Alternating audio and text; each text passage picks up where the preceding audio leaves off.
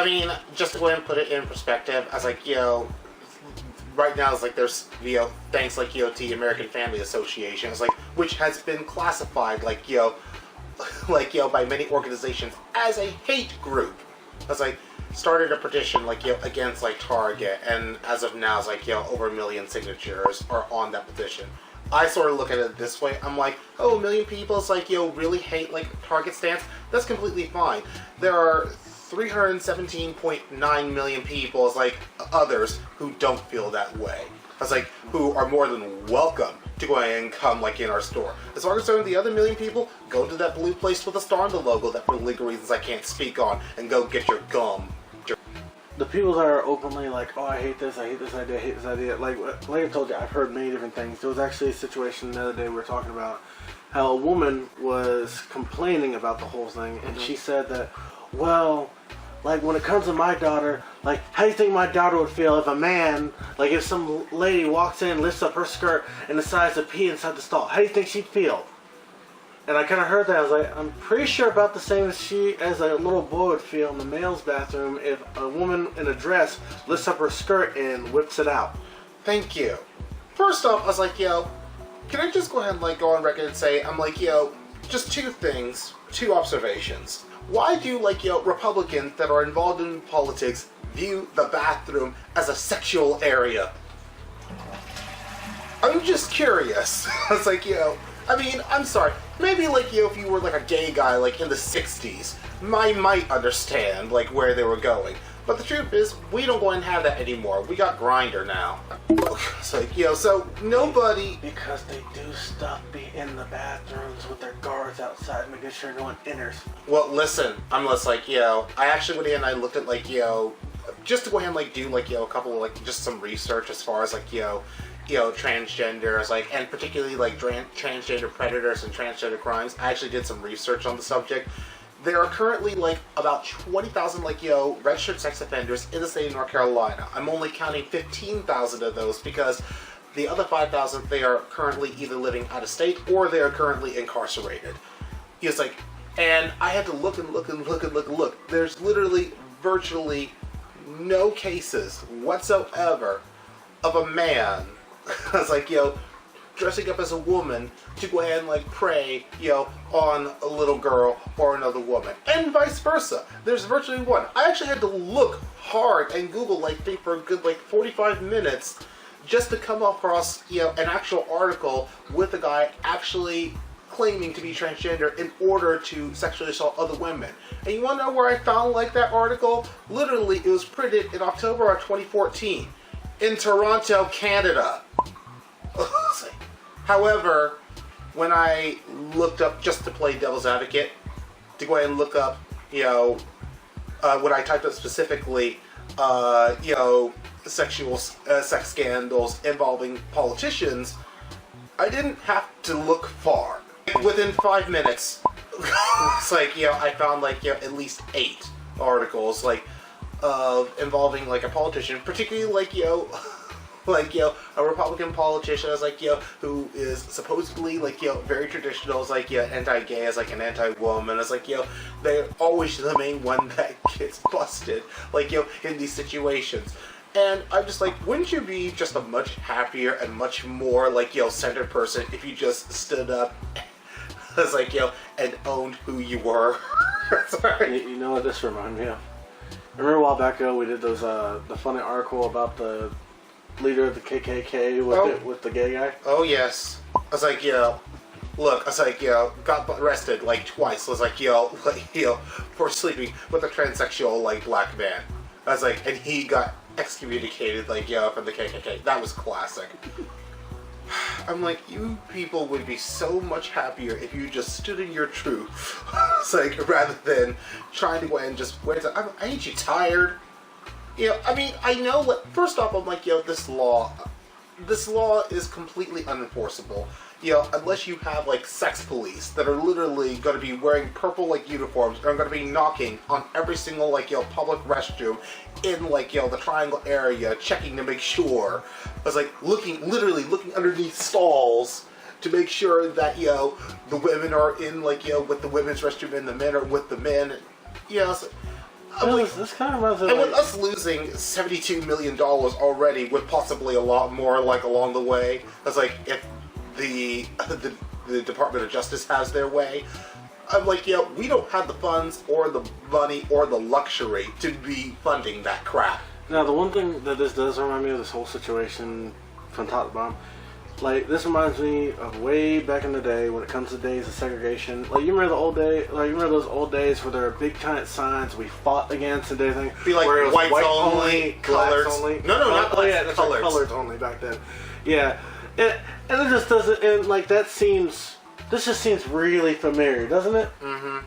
Because like none of this is prejudice at all. No, this is for the people. I mean, let's see here. Let's take for example, it's like, this bill's like so bad. It's like there have been many like, people. It's like, even like from the conservative climate, I was like, that has said this bill is stupid. I was like, because the bill was a complete non-issue before Pat McCrory made it an issue. Let's see here. I mean, Megyn Kelly, who is a Fox News correspondent, like, a Fox News correspondent on Fox News. I mean, we all know Fox News. It's like, they're very heavy. They're very heavily conservative. It's like they're very much like pro-Republican. They have very conservative values. And when you have Megyn Kelly, who is, I'm assuming a very conservative like news journalist that has gone to bat against a lot of people like, for their liberal views, when even she is, talking to Pat McCrory live on the air on Fox News and reading him for filth about this ridiculous like, law, it begs the question, what is the benefit of having like this law? Let me just ask you about that. It's a tradition that we've had for many years. Let me ask you about that. Let's take locker room and dressing room out of it for now. Let's talk about bathroom for a second. Well, that's a part of it, though. I know, but a law can be drafted narrowly or broadly, and this one encompasses all three. And so I want to ask you about bathrooms, because I've been in women's bathrooms my whole life, and we don't have the urinal situation. We got like the stalls, and we get to go in, we go to do our business, and like we don't see each other. So why are you concerned about, young girls exposing themselves or seeing somebody else exposed in a woman's bathroom? Well, first of all, I can't believe we're talking about this. This is not an issue that I started. This is an issue that the left started, not the right. And it's not just women's bathroom, it's boys' bathrooms. And in fact, the Obama administration now is putting requirements on federal money given to states that they also have to have this gender identification requirement for our schools. And this case is being tested in Virginia and Illinois. If you could just, I just think we ought to, Now, it's like, I always go ahead and sit there and want to go ahead and bring it on the reality, because people are already going saying like, oh, impeach Pat McCrory. I was like, he needs to go and be out of here. Yes, I do go ahead and think that he needs to go. It's like, because, I mean, not based on just this law. There are a lot of other things that he has done, and he's tried to institute that, frankly, I don't agree with. But, as like, as far as I'm concerned, I'm like, my logic is Pat McCrory is certainly a start, to go ahead and get the governor. But at the end of the day, it's like, yes, he did go ahead and sign the bill into law, but as far as I'm concerned, there were 82 people out of the 108 representatives that voted aye for this law, and there were 32 of them that sponsored this law. I'm not going to go ahead and go through and listing all the 82 that voted and sponsored for this bill, because frankly it's it would instantly turn into an hour show, and the show's long enough already. Sure. But I was like, if you happen to live in the Wake County area like we do, I was like, then you really want to pay attention to Nelson Dollar, who is... Hold on. His name is Nelson Dollar? Nelson Dollar from District 36. Let's see here. It sounds like somebody trying to take Nelson Mandela and then mix him together with the dollar sign and failed miserably. Look, I didn't name him. I'm just saying that's his name. It's like Nelson Dollar from District 36. Like somebody walks up, Nelson Dollar! Dollar! I got a dollar! Nelson! Followed by Chris Malone, who is representing District 35. Let's see here. And the three people, or at least the ones in Wake County, who voted and sponsored, for this ridiculous law. Dean Arp, District 69. No, I did not make that up. Well, in a general sense, usually politicians are themselves. So right. So whatever. Marilyn Aveda from District 40. I was like, and Paul Stam from District 37. Which not only did he voted, he was one of the primary sponsors of this ridiculous bill. All I'm saying is, elections start around November, and every single one of these people are up for re-election. Bye. Every last one. Which brings us back to the saying, when people say, oh, I'm so disgusted with the politics, I'm not going to vote. I'm like, don't go ahead and do that. You have to get involved in this particular process, because when you don't, idiots like these right here pass stupid laws like this one. Now, as far as my final thought, as far as the HB2, beyond the fact that it is, completely against civil liberties and completely unconstitutional, it's completely unenforceable. And as far as I'm concerned, well, I'm sure both of you and I are concerned, the only question that should ever go ahead and pop out out of anybody, nobody should be talking in the bathroom. I go ahead and feel. I feel so that anybody, regardless whether you are a man or a woman, you should be able to go in there, piss, pass a loaf, wash your hands, go ahead and check your makeup and check your hair, and be out in under 60 seconds. I'm sorry. In a public restroom.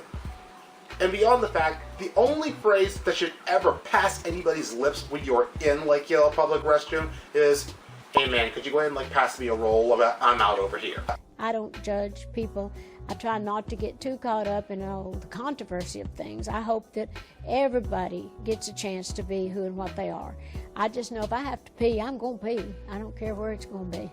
Anyway, that does it for this episode of KCTV. If you guys have any questions or any comments pertaining to, or if you want to read the HB2 law yourself, and as far as who voted what, where, how, why, I will provide all those links down below. And we always appreciate hearing feedback, whether it be good, bad, somewhere between, preferably good. If it's bad, we probably get yelled at and called a day. But we always like to hear anything so then we can either properly respond or maybe perhaps bring up a subject in our show for future episodes. Bye. So, good talk. Yes.